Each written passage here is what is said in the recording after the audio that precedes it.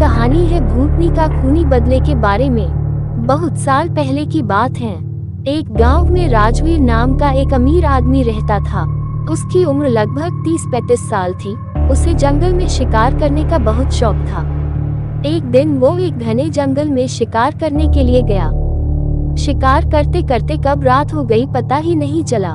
जब रात हो गई तो रात भर रुकने लिए कोई अच्छा सा जगह ढूंढने लगा। उस जंगल के बाहर एक बहुत बड़ा बंगला था और उसमें भी एक शंभू नाम का अमीर आदमी रहता था और उसे भी शिकार करने का बहुत शौक था। वह रोज सुबह शिकार पर जाता और शाम को अपने बंगले पर आता और रात को दारू पीकर सो जाता। रोज का उसका यही दिनचर्या था। उस बंगले का रखवाली करने के लिए एक नौकर रखा था जिसका नाम रामू था। रामू अपने परिवार के साथ उसी बंगले में रहता था। उसके परिवार में उसकी पत्नी और एक 16-17 साल की बेटी थी। उसकी पत्नी और बेटी खाना बनाने का काम करती थी और रामू रखवाली का काम करता था। जब कभी उसके रिश्तेदार वहां रुकने आते तो ये तीनों उन लोगों की बड़ी लगन से सेवा भाव करते थे। शाम का समय था। राजवीर अंदर गया और देखा कि शंभू आराम से बैठकर दारू पी रहा था। वह उसके पास जाकर वहां कुछ दिन रहने की आज्ञा मांगा। शंभू हाँ बोल दिया और फिर दोनों मिलकर दारू पीने लगे। फिर ये दोनों अच्छे दोस्त बन गए और राजवीर कई दिनों तक वहीं पर रहा और ऐसे ही उनकी ऐसो आराम की जिंदगी चलने लगी। रामू की एक 16-17 साल की एक बेटी थी। एक शाम उसका मालिक शंभू और राजवीर शिकार करके दोनों वापस आए और नहा धोकर दारू पीने बैठ गया। पीने के बाद उन दोनों को इतना नशा लग गया कि रामू की जवान बेटी पर अपनी गंदी नजर डालने लगे।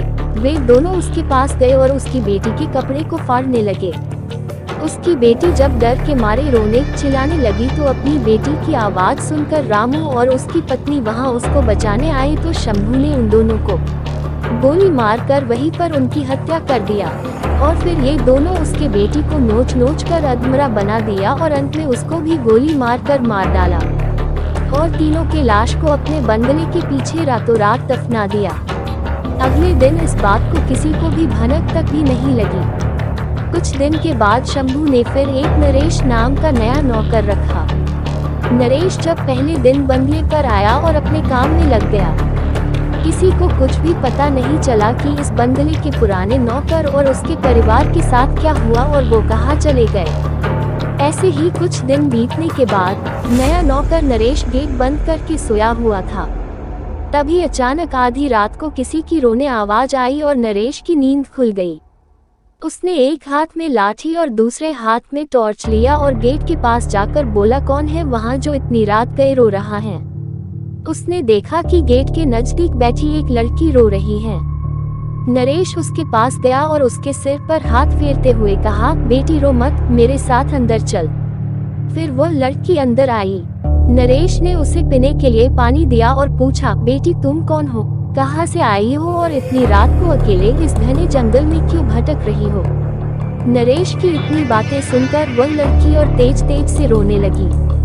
कुछ देर बाद वो शांत हुई और नरेश को बताई कि इस बंगले की पहले नौकर रामू की बेटी है। फिर उसने ये भी बताया कि कैसे इस बंगले के मालिक शंभू और राजवीर ने उसके माता और पिता को मार डाला और फिर अपनी प्यास बुझाने के लिए मेरे शरीर को नोच नोच कर मुझे भी मार डाला।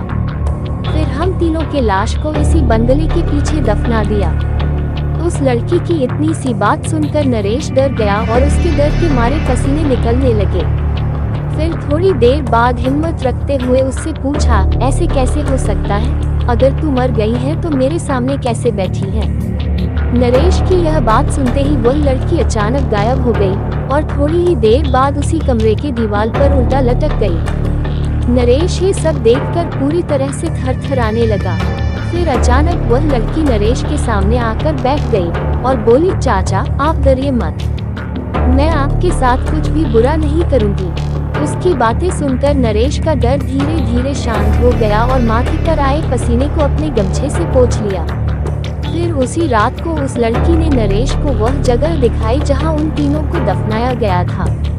नरेश ने कुदाल से खोदकर उन तीनों में अस्थियों को निकला और फिर उस लड़की से वादा किया कि वह उसका मालिक शंभू और राजवीर के खिलाफ कोर्ट जाएगा और उस लड़की को इंसाफ दिलवा कर रहेगा। नरेश की बातें सुनकर वह लड़की रोते हुए बोली कि चाचा, आपको कुछ नहीं करना है। उस राक्षस से बदला तो मैं लूंगी, बस आप मेरी थोड़ी सी मदद कर दीजिए।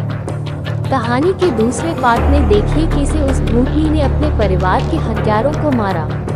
कहानी का दूसरा पार्ट देखने के लिए हमारे चैनल को सब्सक्राइब करें और वीडियो को लाइक और शेयर करें।